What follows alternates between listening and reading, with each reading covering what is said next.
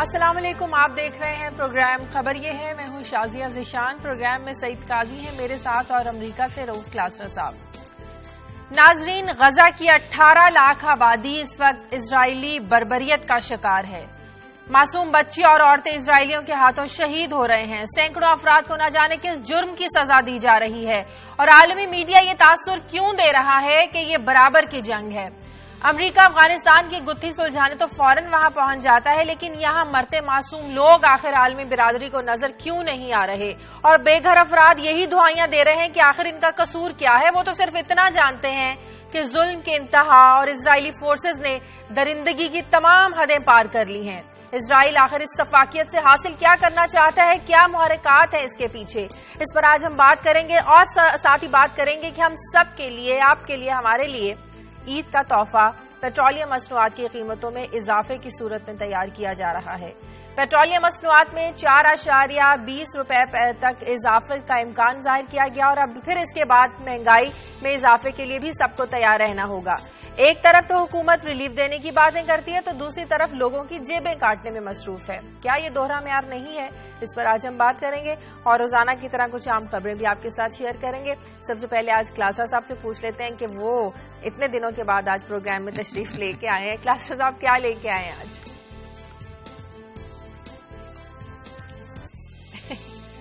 जी शाजिया, जो आज ये स्टोरी आपके साथ शेयर करनी है, आपको याद होगा कि हमने पहले भी स्टोरीज यहाँ पे दी हैं, कुछ स्टोरीज हमने ब्रेक भी की थी, कुछ फॉलोअप्स भी किए थे।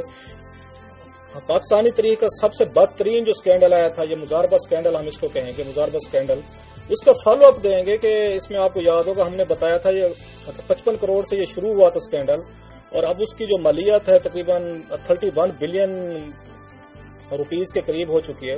उसमें कुछ मजीद गिरफ्तारियां की गई हैं। वो कौन लोग हैं जिनको गिरफ्तार किया गया है और नैब का भी उनके बोर्ड का इजलास हुआ जिसमें रेफरेंस फाइल करने की अप्रूवल दी गई है।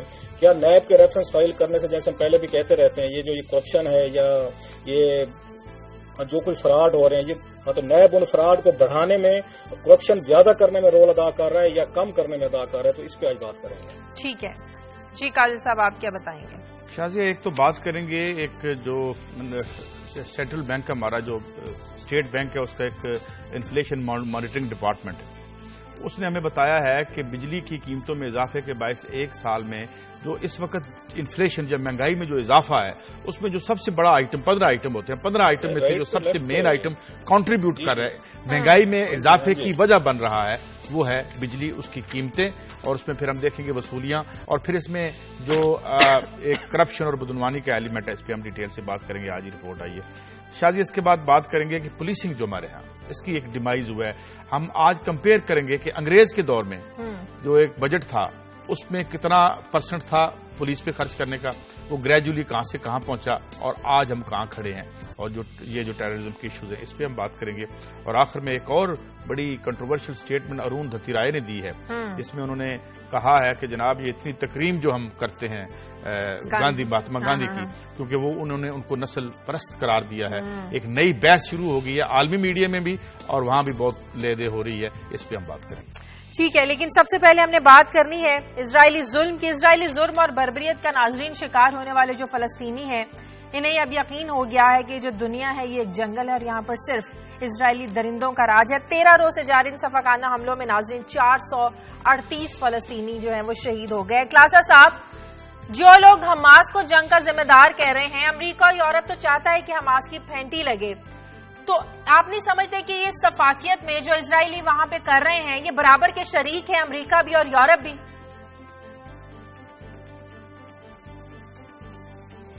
शायद पहली तो बात यह है कि वो जो कह रहे हैं कि हमास की फेंटी लगनी चाहिए, हमास तो जो खबरें आ रही हैं उनने सुरंगें बना के रखी हुई थी और जब ये हमले शुरू हुए हैं तो वो सिविलियन आबादी को वो उनके रहमो करम पे छोड़ के वो तो खुद वो उनके टनल्स के जरिए या उनके जरिए वो चले गए हैं, वो छोड़ कर चले गए हैं। वो तो उनके बारे में खबरें ये आ रही हैं कि उनको कोई नुकसान नहीं हुआ और वो आराम से वो वहां से अपने टनल से सुरंगें थी उनके जरिए चलेंगे। और जैसे आप कह रही हैं कि सामने जो पीछे रह गए हैं वो तो मासूम बच्चे हैं, औरतें हैं, और पर्टिकुलरली जिस तरह उस दिन काजी साहब ने वो स्टोरी की थी उस पर सबसे ज्यादा ये रिएक्शन आ रहा है, जिससे पहली दफा लोगों को लगा है कि शायद ये वहां पे बर्बरिया जिसकी आप बात कर रही हैं تو وہ جان بوجھ کے وہاں پر بچوں کو مارا جا رہا ہے. جو اسٹوری آپ نے کی تھی لاسٹ ویک کی تھی، جو بیچ پہ بچے فٹ بال کھیل رہے تھے، اس پر میں نے پہلے بھی آپ کو بتایا تھا کہ یہاں پہ یہ امریکہ میں خاصا اس پہ یہ ہنگامہ ہوا ہے، شور ہوا ہے. اور پرٹیکولرلی جو ایک آپ کہہ سکتے ہیں اچھی چیز جو میں نے دیکھی ہے کہ new York Times of course یہ امریکہ کا سب سے بڑا اخبار سمجھا جاتا ہے، اس میں کریڈیبل ون بھی ہے.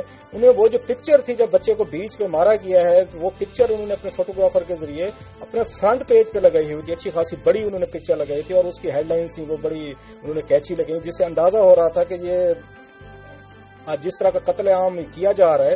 اور پرٹیکولرلی جس نے وہ پکچر لی تھی اس نے پھر یہ نیو یارک ٹائمز کو ایک خصوصی فیچر لکھ کے بھیجا، اپنا آئی وٹنس اکاؤنٹ اس نے لکھ کے بھیجا کہ کیسے وہاں پہ ان بچوں کو مارا گیا ہے. تو اس سے خاصا امپیکٹ آیا وہاں پہ، لوگوں کو یہ محسوس ہونا شروع ہوا ہے کہ یہ ون سائڈڈ تو آلریڈی یہ تو میرا خیال ہے کوئی بحث ہی نہیں ہے. جو بات آپ کہہ رہی تھی کہ یہ برابر کی جنگ ہے یا نہیں ہے، اس پہ تو کوئی بحث نہیں ہے.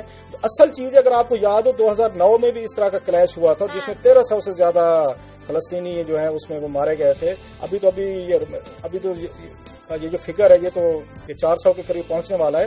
لاسٹ ٹائم یہ 1300 کے قریب وہاں پہ مارے گئے تھے اسی طرح کے بمبنگ سے. اب یہ نہیں سمجھ آ رہا کہ ان کے درمیان کون آئے گا، کیونکہ مسلمان ورلڈ آپ کے سامنے ہے، وہ تو ایک دوسرے کو قتل کر رہے ہیں. جو عراق میں ہوا کئی دفعہ قاضی صاحب نے بھی سٹوریز کی ہیں، ایک دوسرے کو قتل و غارت کرنے سے ان کو فرصت ملے گی تو کوئی بیٹھ کے کوئی اس میں مشترکہ یہ لاہ عمل یہ تیار کریں گے. مجھے تو یہ کیپیسٹی نظر نہیں آتی. جو سب سے زیادہ میرے لیے تھوڑی سی ٹربل سم بات ہے کہ پچھلی دفعہ ہم نے دیکھا تھا 2009 میں فرانس اور یورپین ممالک درمیان میں پڑے تھے اور سیز فائر ٹائپ انہوں نے اس طرح کروائی تھی.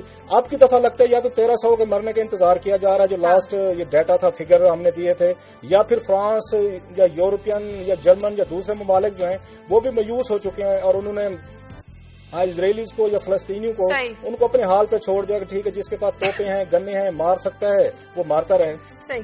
قاضی صاحب پچھلے 5 سالوں میں تیسری لڑائی ہے. پہلی جنگ میں انہوں نے عسکری پسندوں کو نشانہ بنایا، دوسری جنگ میں انہوں نے اسلحہ جو تھا اس کو ہدف بنایا. اب کی بار اسرائیل کا مقصد کیا ہے، محرکات کیا ہیں؟ اصل میں دیکھیں 2 باتیں. پہلی بات تو میں یہ کہوں کہ برزنسکی نے آ کے CNN پہ کہا اور میں نے سنا ہے کہ وہ جو 3 بچے مرے تھے اسرائیلی ان کے بارے میں کوئی ابھی کنفرم ثبوت نہیں ہے کہ وہ حماس نے مارے تھے، اور پھر اس کو انہوں نے ایک ہائپ بنائی. اب دیکھیں 2 باتیں. پہلی بات تو یہ ہے کہ اسرائیل بھی دنیا سے الگ نہیں ہے. وہاں آسٹیرٹی کٹس کی وجہ سے بہت زیادہ ہیٹ ہے نیچے، جس کے 2 بڑے مظہر ہم نے دیکھے. ایک تو ہم نے ایجپٹ کے انقلاب کے دوران لاکھوں بلکہ ملینز آف لوگ باہر آئے. پھر ایک اور بہت بڑی موومنٹ وہاں بن رہی تھی جس میں وہ کرایوں اور گھر کے کرایوں اور جو زندگی میں جو چیزیں مہنگی ہو رہی ہیں اس کے خلاف ایک بہت بڑی وہاں پہ بھی ایک ایون اسرائیلی آبادی بڑی تنگ ہے. اور وہاں پہ جو رائٹ ونگ ہے اس کی حمایت ختم ہو رہی تھی، لہذا وہ بہت زیادہ رائٹ ونگ پہ، اور انہوں نے فلسطین کو ڈیمونائز کر کے اب ان کے پاس سیاستدانوں کے پاس بیچنے کو کچھ نہیں ہے. مگر اب جو حملہ ہوا ہے اس کی 2 بڑی وجوہات ہیں. ایک وجہ تو یہ کہ اندر کے جو لوگ ہیں اس کی طرف سے توجہ ہٹ جائے، اور یہ بڑا پرانا طریقہ ہے. آپ کو یاد ہوگا نیرو نے کہا تھا، کس نے کہا تھا کہ تم لوگوں کو حب الوطنی کے بخار میں مبتلا کر دو تو ریس ہے رائٹس بھی آپ کی چوکٹ پہ آ کے چھوڑ جاتے ہیں. یہ پرانا حربہ ہے حکمرانوں کا. دوسری بات یہ کہ جو عرب سمر تھی، عرب سمر کی وجہ سے بہت زیادہ فلسطین کے اندر حماس کے خلاف اور الفتح کے خلاف، چونکہ یہ بہت عرصے سے لوگوں کو مایوس کر رہے ہیں، تو ایک موومنٹ بن رہی تھی، مظاہرے ہو رہے تھے، اور ان مظاہروں کے خوف کی وجہ سے حماس اور الفتح قریب آ رہے تھے. ان کا قریب آنا اسرائیل کے لیے خطرے کی گھنٹی تھا، کیونکہ ان کے پاس جو دلیل ہے ان کو نیشن کا درجہ نہ دینے کی، وہ یہ کہ یہ تو آپس میں لڑ رہے ہیں. چنانچہ یہ چاہتے ہیں کہ حماس اور یہ آپس میں لڑتے رہیں. ذمہ دار ہے حالات کو یہاں تک دیکھیں جی، حماس سے سب سے زیادہ ذمہ دار تو اسرائیل ہے. اور دوسری جو کراسر صاحب نے بات کی کہ انتہائی منافقانہ بیان آیا اوباما کا، فرانسو کا، وہاں سے EU کا. وہ بھائی اچھا ابھی ہے ٹائم، میں آپ کو اب جب بریک سے واپس آئیں گی تو ایک آرگنائزیشن ہے میڈیسن سینز فرنٹیئرز، اس کا جو ہیڈ ہے میں اس کی کوٹیشن آپ کو پڑھ کے سناتا ہوں جس سے میرے خیال میں بڑی گرافیکلی سچویشن واضح ہو گئی. بریک لینے دے، بریک کے بعد واپس آتے ہیں.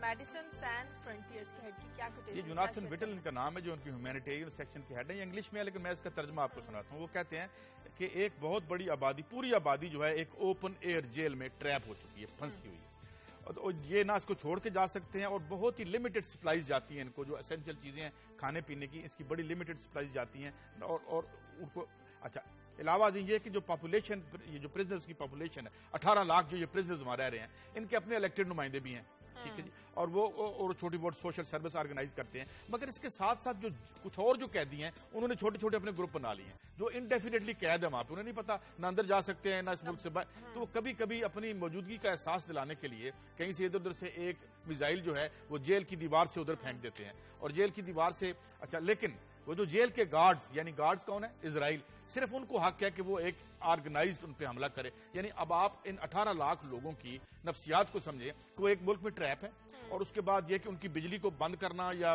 کھولنا جو ہے وہ اسرائیل کے پاس ہے، کھانے پینے کا بڑا لمیٹڈ سامان وہ آنے دیتے ہیں، اور وہ اندر فرسٹریشن میں، اب تو وہ بھی نہیں آ رہا، اور اچھا اور میں 2-3 اور بھی آپ کو باتیں بتا دوں، یہ جو آیا نا بڑا، ہم نے انہوں نے کہہ دیا تھا خالی کر دیں، تو پتا چلا کہ 5 منٹ پہلے فون آئے کہ 5 منٹوں میں آپ گھر خالی کر دیں۔ ایک اسپتال جس کا نام الوفا ہاسپٹل ہے غزہ میں، اس کے جو ہیڈ ہیں وہ کہہ رہے ہیں جی ہسپتالوں کو نشانہ بنایا جا رہا ہے، تو جو ٹوٹا پھوٹا مدد کے لیے آ رہے ہیں امدادی ٹیموں پر بمباری چھوٹا موٹا جو انفراسٹرکچر ہے وہ اس کو ڈیوسٹیٹ اور برباد کریں، لیکن ایک عجیب منافقت ہے یہاں پہ، اور میں اپنے ملک میں بھی دیکھ رہا ہوں کلاسر صاحب، میں سوشل میڈیا پہ بعض لوگوں کو دیکھ رہا تھا کہ وہ اپنا فرض منصبی سمجھتے ہیں، اور یہ اپنے لبرل ہونے کا یا پروگریسو ہونے کا وہ نتیجہ یعنی یہ ثبوت دیتے ہیں کہ نہیں اسرائیل ہے، اور یہ حالانکہ طالبان سے زیادہ فنڈامنٹلسٹ گورنمنٹ ہے ان کی، زیادہ رائٹ ونگ اور زیادہ قتل و غارت گری کی انہوں نے، دنیا کی 4تھی بڑی فوج ہے، اور پورے کی پوری دنیا ان کو خاص طور پر امریکہ ان کو یہ طاقت بنا کے بیٹھا ہوا ہے، اور وہ جو مرضی کرے، ان کی سیکورٹی کا ذمہ دار ہے امریکہ۔ کلاسر صاحب، اگر ویسٹ چاہے تو کوئی راہ نکل سکتی ہے؟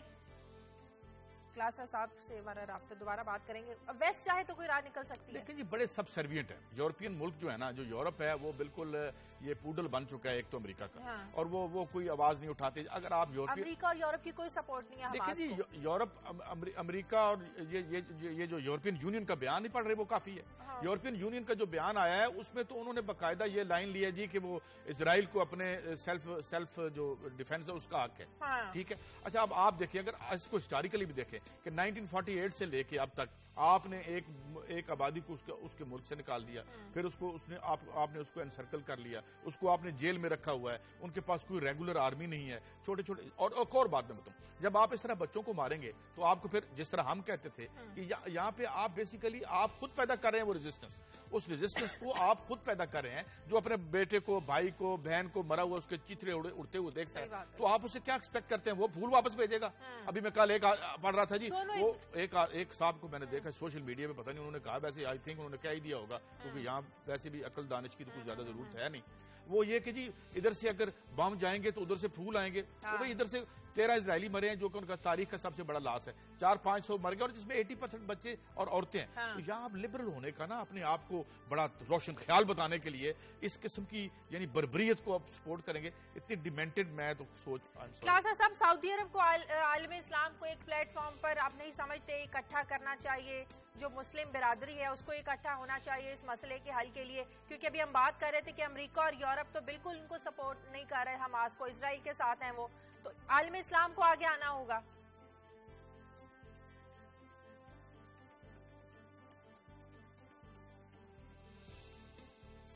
کون سا عالم اسلام؟ یہ صرف پاکستان میں اس کی آواز سنتا ہوں، اور ہر دفعہ ہمارا سب سے فیوریٹ سلوگن جو ہے نا پاکستان میں وہ یہی ہوتا ہے جی عالم اسلام، عالم اسلام، امہ، یہ ہمارے یہاں پائی جاتی، دنیا میں اور کسی جگہ نہیں پائی جاتی۔ ایک تو پہلے یہ پاکستانی میرے بھائی جو ہے نا یہ اس چیز کو اپنے ذہنوں سے ہٹا دیں۔ آپ کو یاد ہوگا، چلے اسرائیل تو مار رہے ہیں فلسطینیوں کا، ہم اس پہ شوز بھی کر رہے ہیں، مذمتیں بھی ہو رہی ہیں، اجلاس بھی ہو رہے ہیں، جلوس بھی ہو رہے ہیں، یہ کچھ عرصہ پہلے کی بات ہے، قاضی صاحب اور میں یہاں سٹوریز کرتے رہے، دنیا بھر میں ہوتی رہی ہیں، اور سعودی ناراض ہو گئے تھے کہ امریکہ نے جا کے شام پہ حملہ کیوں نہیں کیا، وہاں پہ بچے عورتیں نہیں مرنے تھے، اگر امریکن سے جا کے اٹیک کرنا تھا شام پہ، وہ مسلمان نہیں تھے، وہاں پہ بچے عورتیں نہیں تھیں۔ یہ سب سے جو پرابلم مڈل ایسٹ میں ہو رہا ہے وہ 2 ملک پیدا کر رہے ہیں، ایک سعودی عرب پیدا کر رہا ہے، ایک ایران پیدا کر رہا ہے۔ جب تک یہ دونوں ملک کسی، اور ان کی انڈرسٹینڈنگ کبھی بھی نہیں ہوگی، ان کے ریلیشن شپ، ان کے کبھی عربی ورسز اجمی جو لڑائی ہے یہ آج کی نہیں، ہزاروں سال پہلے کی ہے، اسی لڑائی کی وجہ سے ہی یہ حالات ہمارے ہو چکے ہیں، پرٹیکولرلی وہاں پہ اس خطے میں آپ کہہ رہے ہیں وہ لیڈ کرے گا اس کو، اب مسلم امہ کو سعودی عرب تو وہاں پہ پوری فوجیں کوئی اکٹھی کر رہا تھا کہ چلتے ہیں شام پہ حملہ کرتے ہیں، ابھی انہوں نے جا کے اگر ویپنز بھی دیے ہیں، اسلحہ بھی دیا ہے، اور مزید وہ برقیاں کر کے بھی دے رہے ہیں۔ اور میں اس کا ترکی کے اخبار کا ایک رپورٹ پڑھ رہا تھا वो बड़ी खौफनाक शॉकिंग किस्म की रिपोर्ट है जो शायद पाकिस्तान में लोग बिलीव ही नहीं करेंगे उस पर। उस अखबार में ये लिखा है कि दुनिया भर में जितने मुसलमान मरते हैं 100 में से 90 मुसलमानों के हाथों मर रहा है। ये 10 मुसलमान ऐसे हैं जो किसी और या कौम या कोई अगर नेशन है उनकी वजह से मार रहे हैं। 100 में से उसमें 90 मुसलमानों को मुसलमान खुद मार रहा है।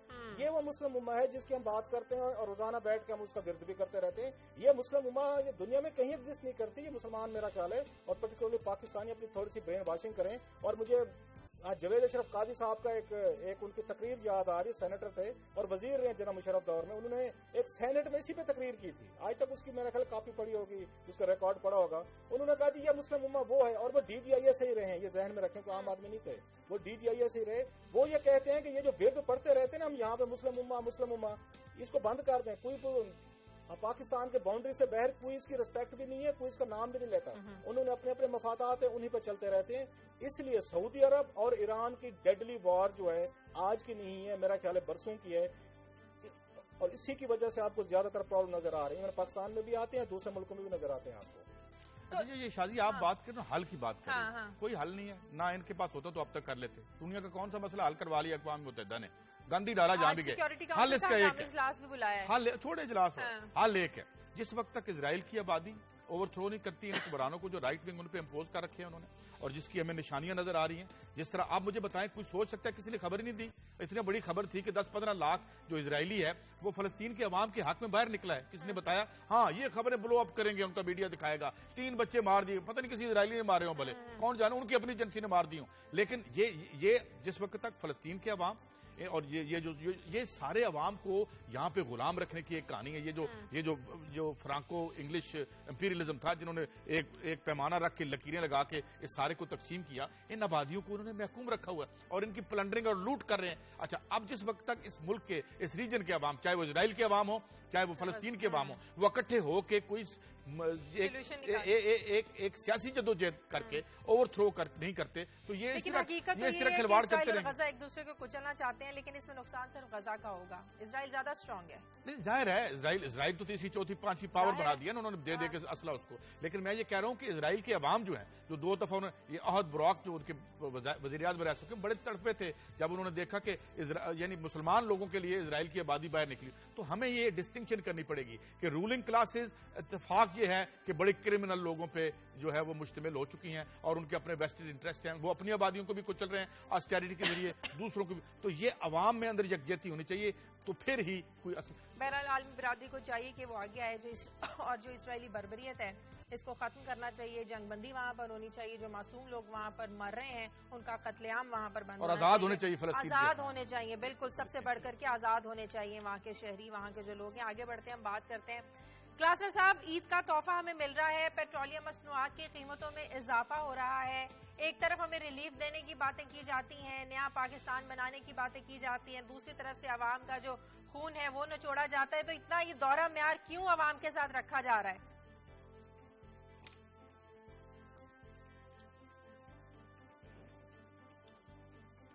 शाजिया, ये पाकिस्तान में जो सबसे बड़ा मसला है कि यहाँ पे डायरेक्ट ये टैक्सेशन नहीं है। कि जो अमीर तबका है, जो ज्यादा कमाता है, आप उनसे पैसे ज्यादा लें, ये दुनिया भर में ये असूल है, हमारे यहाँ ये नहीं है। और इसीलिए इनडायरेक्ट या टैक्सेशन इतनी ज्यादा है, इतनी इनडायरेक्ट टैक्सेशन कि आपको याद होगा एक दफा मैंने स्टोरी की थी कि पिछले 5 सालों में ये एक रिपोर्ट पेश होती कौमी असेंबली में, तो 125 अरब रुपया ये जो हम मोबाइल फोन के कार्ड इस्तेमाल करते हैं, जो लोड करते हैं, 125 से 130 अरब रुपया उस पर टैक्स लिया गया था सिर्फ ये 5 सालों में। इनडायरेक्ट आप टैक्सेशन की हालत देखें और फिर भी कहते हैं कि लोग टैक्स नहीं देते। इनके पास एक ही तरीका है, जो इन्हें पैसों की जरूरत पड़ती है, माल पानी की जरूरत पड़ती है, इन्होंने सिक्योरिटी के लिए कुत्ते खरीदने हो, इन्होंने अपनी बुलेट प्रूफ गाड़ियां लेनी हो, इन्होंने माल बताया आगे पीछे करना हो, 1.5-2 अरब रुपए के फॉरन मुल्कों के इन्होंने दौरों के प्लान बनाने हो, उसी वक्त इनको पैसे की जरूरत पड़ती है। सबसे इजी शॉर्टकट जो है, आप पेट्रोल और गैस की कीमतें बढ़ा दें कि हर महीने पेट्रोल तो डेली बेसिस पे आज आप कीमत बढ़ाएंगे, कल आपके पास अरबों रुपए आएंगे। तो ये वो डाका मारने की एक इनकी स्ट्रेटेजी है जो हुकूमत पाकिस्तान ने रेगुलर रखी है। ये आज की नहीं है, ये जनरल मुशर्रफ के दौर से शुरू हुई थी और शौकत अजीज ने इंट्रोड्यूस करवाई थी, जिसको तमाम हुकूमतों ने अपने दिलो जान से उसको फॉलो किया है। चाहे पीपल्स पार्टी भी कुछ करती रही है, नवाज लीग वही कर रही है। इनके पास कोई मुआशी एजेंडा नहीं है कि आप स्टेबिलिटी कैसे लाएंगे। अब اب ریونیو کیسے جنریٹ کریں گے, اب ٹیکسیشن کا دائرہ کیسے بڑھائیں گے. ان کے پاس ایک ہی ہے, وہ گیدڑ سنگھ, یہ ہر مسئلے کا ایک ہی حل ہے کہ گیس اور بجلی اور اس پیٹرول کی قیمتیں بڑھاؤ, رات کو تھیلے بھرو پیسوں کے اور گھر جاؤ. یہ ان کا کام ہے اور یہ وہی کچھ کر رہے ہیں. تو یہی پالیسیاں قاضی صاحب ان کو لے ڈوبیں گی. پیپلز پارٹی نے بھی تو اپنا ریزلٹ لے ہی لیا. یہ جتنی جنگیں اوپر بپا کی جاتی ہے, مثال کے طور پر ابھی میں اسرائیل کا دے رہا تھا, اسرائیل میں کاسٹ آف لیونگ بڑھتی چلی جا رہی ہے, عام آدمی کی جیب سے پیسے آپ نکال رہے ہیں, باہر جنگ کر دو. یہ ایک بڑا پرانا طریقہ واردات ہے. اصل یہ کھیل ہے جو عوام کے ساتھ ہاتھ ہو رہا ہوتا ہے, وہ یہ ہے کہ جناب اب 4-20 پیسے بڑھا دو. ابھی میں آؤں گا اپنی سٹوری پہ, آپ کو بتاؤں گا مائنڈ بلوئنگ ہے. اسٹیٹ بینک آف پاکستان کا جو انفلیشن مانیٹرنگ کا سسٹم ہے, انہوں نے یہ رپورٹ دی ہے اور جو اس ویکینڈ پہ سامنے آئی ہے کہ صرف اس پیٹرول جو بجلی کی قیمتوں میں ہم نے کتنا اضافہ کیا اور اس کا نتیجہ کیا نکلا کہ ہم زیادہ پے کر رہے ہیں اور کم بجلی لے رہے ہیں. تو یہ واردات جاری رہتی ہے اور اصل واردات یہ ہے جس واردات کو چھپانے کے لیے اوپر ایک وارداتوں کا جال بچھا دیا جاتا ہے. ہمیں بتایا جاتا ہے وہ بڑا سیکورٹی کا بڑا مسئلہ ہو گیا, فلاں بڑا مسئلہ. خیال میں کچھ وقت کم ہے, بریک لینی ناظرین. پروگرام میں وقت ایک بریک کا, بریک کے بعد واپس آتے ہیں.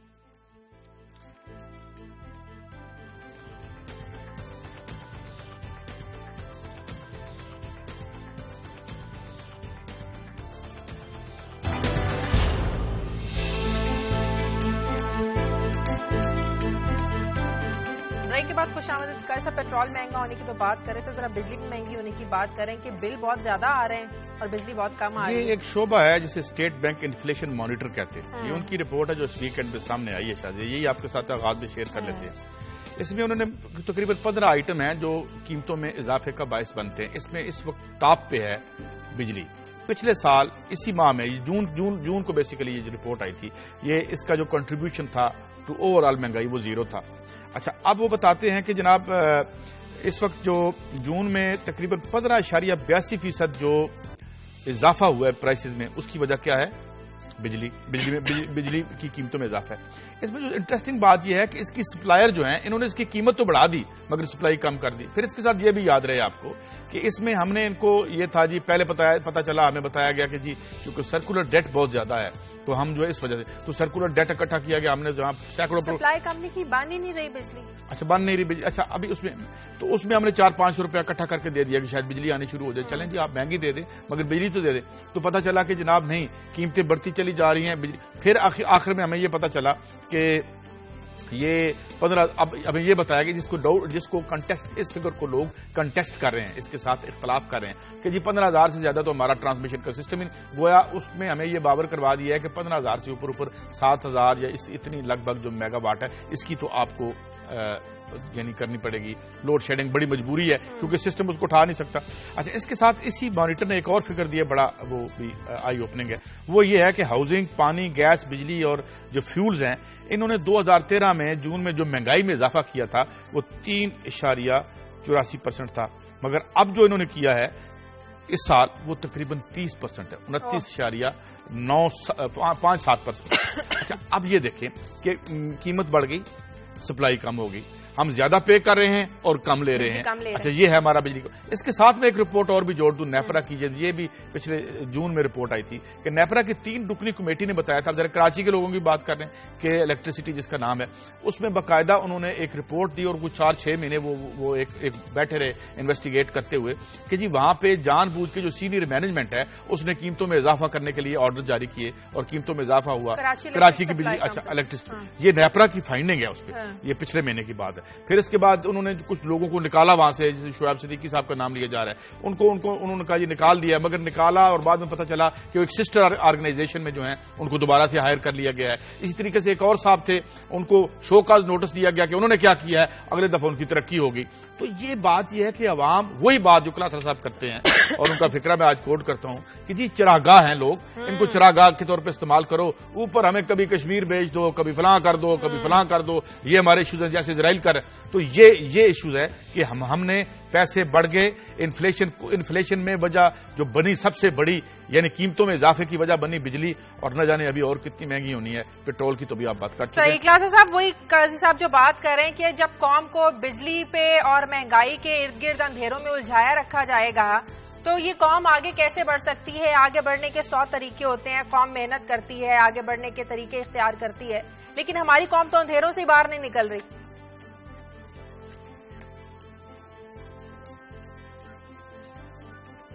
شاید آپ بھی نا بعض دفعہ دل جلانے والی بات کرتی ہیں کہ قوم آگے کیسے بڑھے گی. اس قوم کو کون آگے بڑھانا چاہتے ہیں آپ کا خیال ہے؟ آصف زرداری صاحب چاہتے ہیں یا گیلانی صاحب چاہتے ہیں یا نواز شریف صاحب کو لیڈرز کو ایک سائڈ پہ رکھتے ہیں. قوم خود تو آگے بڑھنا چاہتی ہے, آپ آگے نہیں بڑھنا چاہتے, میں آگے بڑھنا چاہتی ہوں. قاضی صاحب ہے.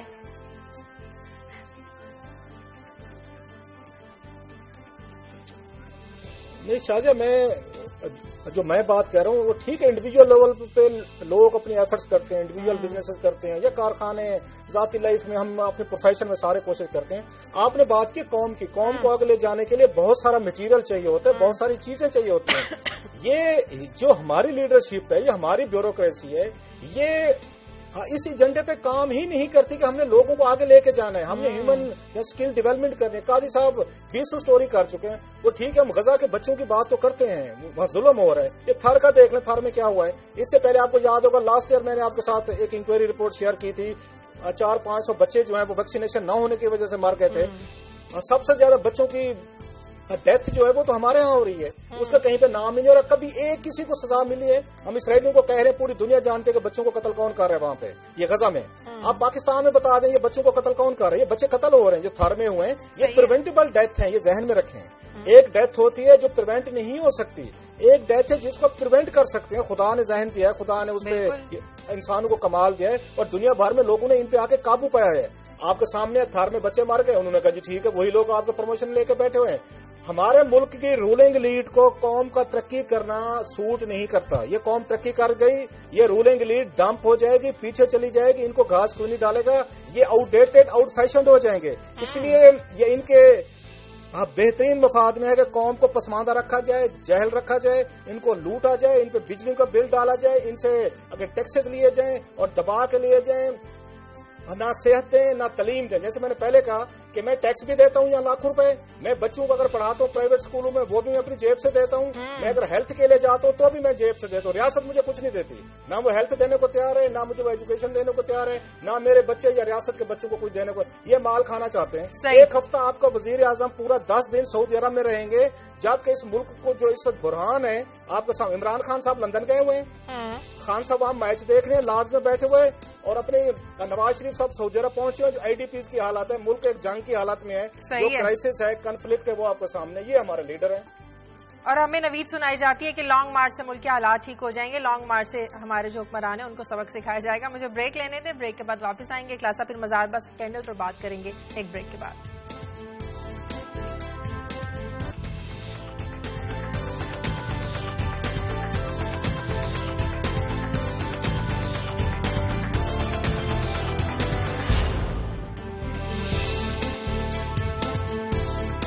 بریک کے بعد خوش آمدید. کلاسر صاحب, 55 کروڑ سے شروع ہونے والا مداربہ اسکینڈل 31 بلین تک کیسے پہنچ گیا؟ کیا کچھ نئے انکشافات سامنے آئے ہیں؟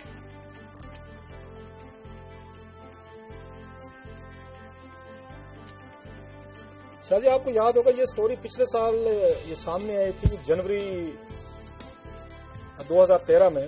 اس کے بعد ہم نے بڑے اچھے کچھ اس کے فالو اپس بھی فائل کیے تھے, اور اس میں بڑے بڑے لوگوں کے نام بھی آئے تھے جو لوٹنے والے تھے. اور جو سب سے بڑی اس میں ایک بڑی بات تھی کہ ایک مسجد کے مولانا صاحب ہیں, مولوی احسان صاحب تھے, انہوں نے اکیلے نے بیٹھ کے 2-4, ایک اس میں اخوانی بندہ تھا, ایک ایمبیسی کا ڈرائیور تھا وہاں پہ تھائی ایمبیسی کا, اور ایک وہاں پہ خالد صاحب تھے, کوئی اخوانی تھے, وہ وہاں پہ ہوتے ہیں, یہ تھائی لینڈ میں ہوتے ہیں. ان تینوں نے مل کے بٹ گرام ایریا, ان تمام ایریا جو ہیں آپ کے نارتھ کے ہمارے سارے ہیں KPK کے اس میں آتے ہیں, انہوں نے 31-32 روپے کے قریب انہوں نے لوٹا تھا. میری ایک نیب کے افسر سے بات ہوئی تھی, انہوں نے کہا تھی کہ ہم یہ بڑا کیئرفل ایسٹیمیٹ دے رہے ہیں 31 روپے کا. اماؤنٹ جو ہے وہ اس سے زیادہ ہے, ہزاروں کی تعداد میں لوگ ہیں جو یہاں پہ لوٹے ہیں. اب اس میں ڈیولپمنٹ ہوئی ہے, جو فالو اپ آج ہم سٹوری کرنا چاہتے ہیں کہ اب انہوں نے نئے ریفرنسز انہوں نے اپروو کیا. نیب کا بھی بورڈ کا اجلاس ہوا تھا, اس میں 2 نئے وہاں پہ یہ کیسز سامنے آئے ہیں, اور دونوں کے دونوں مولوی صاحبان ہیں, ایک مفتی صاحب ہیں, دوسرے امام مسجد ہیں. انہوں نے بیٹھ کے جو ایک نے 3 ارب روپے کے قریب لوٹا ہے, دوسرا چھوٹا سا یہ ٹیکسلا کا مولوی صاحب تھے, ان کا ہاتھ جو پڑا انہوں نے 5 کروڑ روپے لوٹ لیے. اس میں جو افسوسناک چیز ہے, جو لوٹنے والے ہیں اس میں موسٹلی مدرسے کے وہ اسٹوڈنٹ ہیں جو مدرسوں میں پڑھتے ہیں لڑکے, وہاں پہ ریلیجیس انسٹیٹیوشن میں یہاں پہ رہتے ہیں, یہاں پہ ان کو لوٹا گیا ہے. اس کے بعد ان کے ذریعے جو تھی وہاں بیوہ عورتیں تھیں, اور سب سے زیادہ سرکاری ملازمین لوٹے ہیں, ان کا پیسہ لوٹا ہے. اور اس میں 40 امام مسجد بھی شامل ہیں لوٹنے والوں میں، جن کو لوٹا گیا، جن کا پیسہ انہوں نے لیا ہے. آپ پوچھ رہی تھی نا کہ یہ قوم کیسے آگے جائے گی، یہ قوم آگے جا رہی تھی. اندازہ کریں کہ قوم کی جیب سے یہاں پہ اندازاً جو مجھے اس نے ان آفیشیل فگر بتایا تھا، یہ ایک نیب کے سورس نے، اس نے کہا ہم بتا نہیں رہے لیکن 70 سے 80 بلین روپیز کا فراڈ ہے یہ. وہ آفیشلی مانتے ہیں کہ 31 ارب ہے، ان آفیشلی کہتے ہیں کہ یہ 70 سے 80 ارب روپے کا ہے. تو یہ قوم جو ہے، آپ نے ابھی سوال کیا تھا، یہ قوم کیسے ترقی کرے گی؟ یہ قوم ایسے ہی ترقی کرے گی. صاحب ایک واقعہ سنانا ہے آپ کو. بیٹھتے ہیں، ایک ڈرائیور، ایک اخوانی، ایک وہاں پہ ایک واقعہ سنانا ہے آپ کو ریلیٹڈ اس سے. جی ضرور. وہ ہوا یوں، ہمارے آبائی شہر میں ایک فراڈیا لٹ گیا ایک دفعہ. کسی نے فراڈیے کے ساتھ فراڈ کر لیا، تو کچھ لوگ ان کے ساتھ ہمارے جاننے والے دوست تعزیت کے لیے گئے. تو انہوں نے کہا بڑا افسوس ہوا. تو وہ جو فراڈیے تھے مبینہ طور پہ، انہوں نے کہا گھبرانے کی کوئی ضرورت نہیں، جب تک دنیا میں لالچی لوگ موجود ہیں فراڈیے بھوکے مر ہی نہیں سکتے. تو یعنی اس میں ایک یہ بھی پہلو ہے کلاسرا صاحب کہ اچھا اب میں اس کی فردر ڈائسیکشن نہیں کرتا، مجبور ہیں لوگ، کوئی اکنامک سیکورٹی نہیں ہے، کوئی ایسی چیزیں نہیں ہیں. تو میرے خیال میں جہاں بھی بندہ لٹتا ہے جو زیور ڈبل کر دیتے ہیں آپ کو پیسے، یہ فراڈیے ہیں جی، جس طرح ڈبل شاہ تھے، کوئی ٹرپل شاہ تھے. تو یہ معاملہ ہے شاید. لوٹنے والوں کا اتنا قصور نہیں کلاسرا صاحب جتنا لٹنے والوں کا قصور ہے. لوگ خود جان بوجھ کر اس طرح کے کام کرتے ہیں. اس میں یہ اچھا شازیہ، جو پاکستان میں چند پاپولر سلوگن ہیں وہ آج تک سلوگن نہیں تبدیل ہوا. وہ ہے ہمارے اتنے ایک پیارے مذہب اسلام کا نام، اسلام کے نام پر یہاں پہ ماشاء اللہ لگتے ہیں، اسلام کے نام پر یہاں قوانین بنتے ہیں، اسلام کے نام پہ ہی وہ لوٹ رہے تھے ان کو. یہ اسلام کا تھا کہ مذہبی وہ سرمایہ کاری ہو رہی تھی. وہ کہتے ہیں بینکوں میں نہیں جانا. ان مولویوں نے، ان مسجد کے امام وہ جو تھے یا دوسرے تھے، انہوں نے پہلے پروپیگیٹ کیا یہ جو بینکوں میں آپ پیسہ رکھتے ہیں یہ حرام ہے، سود ہے، بلا بلا. انہوں نے لوگوں کو متاثر کیا اور پھر انہوں نے آپشن پیش کیا کہ جناب کے پیسہ پھر کہاں پہ لے جائیں. انہوں نے کہا ہم بیٹھے ہوئے ہیں، آپ ہمیں پیسہ دیں، ہم بیٹھ کے اس کا ہم اسلامی طریقے سے کاروبار کریں گے. اور 3-4 مہینے. کلاسرا صاحب نیب کہاں ہے؟ نیب ان لوٹنے والوں کو پکڑ رہی ہے یا اپنا حصہ لینے دینے پر جو ہے وہ سوچ رہی ہے؟ نیب کا کام نہیں ان لوگوں کو پکڑنا. نیب کے دن پھر گئے ہیں. جتنے نیب کے افسران ہیں وہ سب نے اچھا خاصا، ان میں سے میجارٹی نے مال کمایا ہے، پیسے کمائے ہیں، اپنی زندگیاں بدلی ہیں، انہوں نے ڈیلز کی ہیں. ایک آتے نیب کا افسر، وہ بیٹھ کے ڈیل کرتے ہیں. آج کل اس افسر کو چینج کر دیا گیا ہے، اسی جگہ نئے افسر آ گئے مظاہرہ کو، وہ بیٹھا اب اس کو ڈیل کر رہا ہے. پہلے والے کے بارے میں کہا جاتا ہے کہ جنہوں نے اس کو کر رہے تھے انہوں نے خاصا مال اس میں سے کمایا، وہ مال پانی کما کے پاسے پہ ہو گئے. ایک اور صاحب آ گیا، وہ بیٹھے اس پہ کام کر رہے ہیں، اب وہ کچھ نہ کچھ اپنا حصہ لے کے جائیں گے. یہ لٹ مار ہے. یہ ایک ایسا سسٹم بن چکا ہے کہ لوگ یہ سمجھتے ہیں کہ اگر آپ نے اس ملک میں ترقی کرنی ہے، حرام کا مال آپ کمائیں گے، پیسہ لیں گے. جیسے بالزاک کی بڑی خوبصورت کوٹ ہے، بالزاک فرینچ رائٹر تھا، وہ کہتے ہیں behind every great fortune there is a crime. بغیر کرائم کیے ہوئے آپ مال پانی نہیں کما سکتے. یہ دنیا میں اسٹیبلش ہے. سو پاکستانی بغیر بالزاک کو پڑھے ہوئے یہ سمجھ چکی ہے ہماری بیوروکریسی. کلاسرا صاحب ایک اہم خبر مجھے اپنے ناظرین کے ساتھ شیئر کرنی ہے کہ سلامتی کونسل نے غزہ میں جنگ بندی کا مطالبہ کر دیا ہے. یاد رہے کہ اقوام متحدہ کی سیکورٹی کونسل میں ہنگامی اجلاس بھی طلب کیا گیا تھا اور اب سلامتی کونسل نے غزہ میں جنگ بندی کا مطالبہ کر دیا ہے. یاد رہے کہ 13 روز سے جاری ہے اسرائیل کی سفاکیت، جس میں اب تک ان حملوں میں 438 فلسطینی شہید ہو گئے ہیں. اسرائیلی اور ظلم اور بربریت کی ایک مثال قائم کی ہے اس دفعہ اسرائیل نے. شازیہ ویسے میرا خیال ہے کہ جیسے اس کا نام اب غیر سلامتی کونسل رکھ دیا جائے کیونکہ اس کی موجودگی میں سلامتی کے علاوہ ہر چیز موجود ہے. کلاسرا صاحب دنیا میں سلامتی کے لیے آ گیا ہے، جنگ بندی کا یہ سلامتی ہے اور کی ہپوکریسی دیکھیں اور دیکھیں کس طریقے سے یہ کلنگ کر رہے ہیں. اور چلیں کچھ تو پازیٹیو ہونے کو سننے کو ملا. کلاسرا صاحب جنگ بندی کا مطالبہ تو کیا، کچھ تو امید کی کرن نظر آئی. چلیں دیکھیں امید کی کرن. خیر ابھی میرے خیال میں ہاں وہ ٹھیک ہے.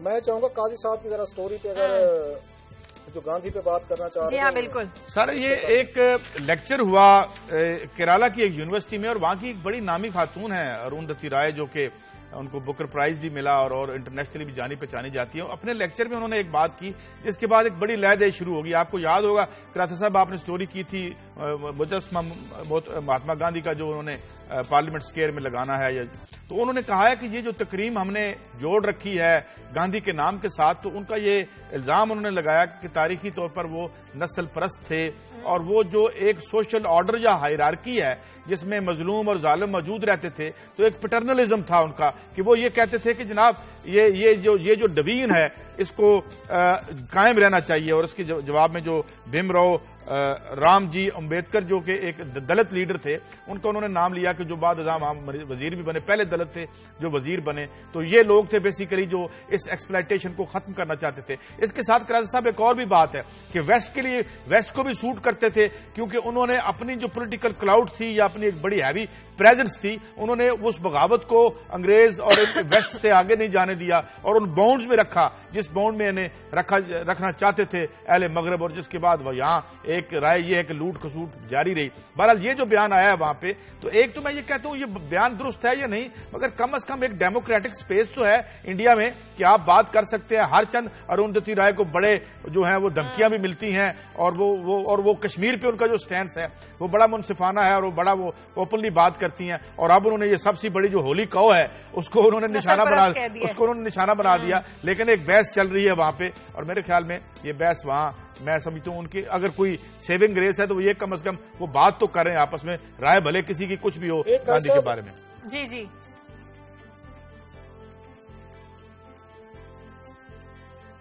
آپ نے کہا صاحب بڑی اچھی بات کی ہے جو میرا خیال ہے ہمیں سیکھنی چاہیے کہ وہاں پہ کم از کم آپ کو فریڈم آف سپیچ تو ہے. آپ اپنے جو ٹاپ کے لیڈر, گاندھی سے بڑا لیڈر کون ہو سکتا ہے اس کا جو ہندوستان کا, ویسے میرے دل میں بڑی ان کے لیے عزت ہے. میں یہ ان چاند میرا خیال شخصیتوں میں سے ہیں جن کی میں واقعی جنرلی میں عزت کرتا ہوں گاندھی صاحب کی.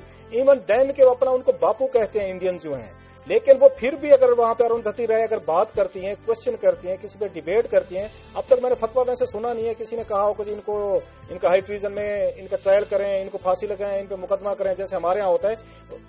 میں ان کو اروندھتی رائے کو اگر ڈسپائٹ کہ میرا ان سے اس پہ ڈفرینس آف اوپینین ہو سکتا ہے گاندھی صاحب کے حوالے سے, اس پہ کسی وقت ڈیبیٹ کریں گے, لیکن میں ان کو سمجھتا ہوں کہ ساؤتھ ایشیا کی وہ یہ جیسے چامسکی جو ہیں ان کو ویسٹ کا سمجھا جاتا ہے, ریبل سمجھا جاتا ہے. وہ بیٹھ کے یہاں کی پالیسیز پہ یا چیزوں پہ بات کرتے ہیں, ایک سسٹم آف گورننس جو ہے یہاں پہ یا جو بھی ہے. تو میں سمجھتا ہوں ساؤتھ ایشیا میں اگر یہ رول کو ادا کر رہی ہیں تو وہ یہ رائے کر رہی ہیں, بہت ان پاپولر اسٹینڈ لیتی ہیں, ان پاپولر باتیں کرتی ہیں, لیکن وہ ڈٹ کے کرتی ہیں.